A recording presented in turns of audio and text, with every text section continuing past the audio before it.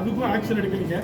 ரெண்டாவது வந்து என்னை வந்து அந்த ரவுடி சிவான்ற மிரட்டி முந்தினத்து கடை வாசலில் எவ்வளோ பெரிய கத்தி எடுத்து வந்து என்னை வெட்ட வராருங்க. யாருமே பொதுமக்கள் வந்து அவரை பார்த்தாலே பயப்படுறாங்க. கேட்டால் என்ன சொல்கிறாங்க, 16 கேஸ் என் பேரில் இருக்குது, உன்னை வெட்டா 17ஆவது தடவை நான் உள்ளே போவேன், யாருக்கிட்ட வேணாலும் போ, என்கிட்ட அரசியல் தலையீடு ரவுடிஸ் தலையீடு எல்லாமே என்கிட்ட இருக்குது. அவரை பற்றி பஸாரில் யார் விசாரிச்சாலும் சொல்லுவாங்க. நான் எழுத்தாப்பில் இருக்கிற என் கடையில் இருக்கிற பொருள் எல்லாமே திருடு போனதுக்கு ஆஸ் எ ரெக்கார்டாக கொடுக்குறேங்க. எந்த ஒரு இதுவும் எடுத்துக்க மாட்டேன்றாங்க.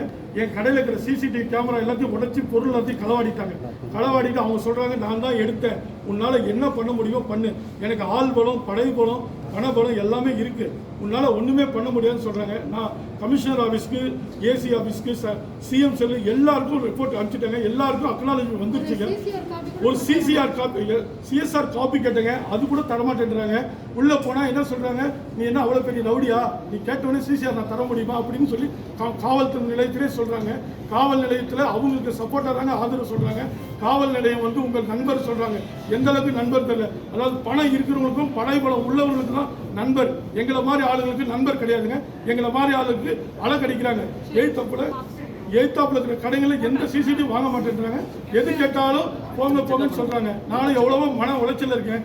இன்னைக்கு எனக்கு வாழ்வாதாரம் ரொம்ப கஷ்டத்தில் இருக்குங்க. நான் பெரிய கடைகளில் 21 வருஷமாக கடை வச்சிருக்கேங்க.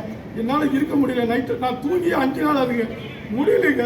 யாருக்கு அது, நீங்கள் தயவு செய்து நம்ம ஊரை விட்டு கிளம்பிடுன்னு எனக்கு அட்வைஸ் பண்ணுறாங்க. என்னால் முடியல. ஒன்று அவன் கையால் நான் சாக முடியாதுங்க, நானே செத்து போயிடுறேன். எதுக்குங்க வம்பு? அவன் வந்து என்னை வெட்டி, அவன் சொல்கிறான், உன்னை 2 கை கால் வெட்டி எடுத்து போட்டுட்டுனா எதுவுமே பண்ண, எனக்கு கை கால் வெட்டி போகிறத விட நான் ஒரே அடியாக செத்து போகிறதான்னு சொல்லிட்டு நான் சூசைட் பண்ணிக்கலான்ற முடிவுக்கு வந்துட்டேங்க.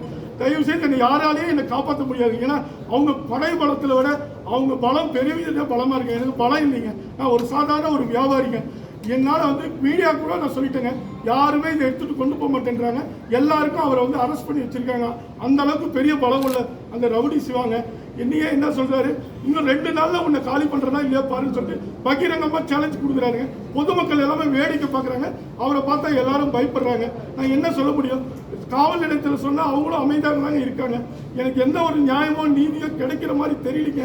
எனக்கு கலெக்டர்கிட்ட மனு கொடுத்துட்டு தான் நான் போடுன்னு சொல்லி வந்திருக்கேங்க. என்னால் எனக்கு பிறகாவது எல்லாரும் வந்து இந்த ரவுடிங்களுக்கும் கட்ட பஞ்சாயத்துக்கும் தயவு செய்து அடிப்படையாதீங்க.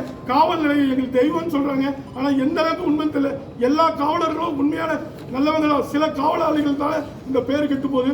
காவலாளிகள் தயவு செய்து ரவுடிங்களுக்கும் கட்ட பஞ்சாயத்துக்கும் உறுதுணையாக இருக்காதீங்க. இருந்தீங்கன்னா எங்களை மாதிரி பாமர மக்கள் ரொம்ப கஷ்டப்படுவாங்க. இப்போ கூட சிஎம் சொன்னார், ரவுடிங்களுக்கு உறுதுணையாக இருக்க மாட்டான்னு சொல்லுங்க. ஆனால் முழுக்க ரவுடிங்களுக்கு உறுதுணையாக தாங்க இருக்காங்க.